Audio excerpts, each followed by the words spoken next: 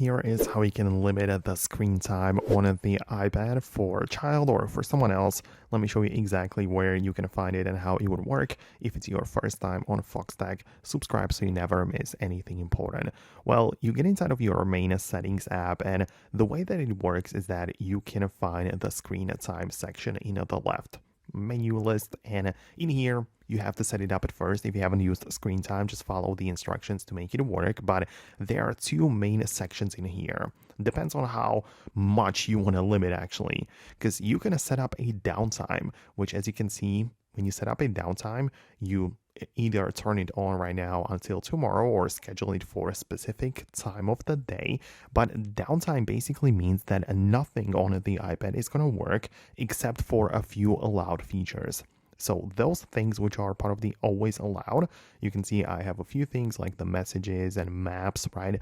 Those things are going to work on the downtime and nothing else, right? So if you want to limit everything except for a few features or apps, you go with the downtime. But if you want to allow everything except for a few apps, you set up app limits. So in here, part of the app limits, you can make sure it's turned on, click on add a new limit, and either choose the whole category of apps which you want to limit for a certain portion of the day, or choose one application only. For example, I'm going to tap on games and expand with the random game which I have in here, and I'm going to pick that this is an app which can be used for, let's say, 10 minutes per day. So I get to set it up this way. I then also have the ability to change it for some days. Let's say I'm going to allow more time on a Sunday, for example, right? I'm going to go through it, and then you can see that we have the time limit in place.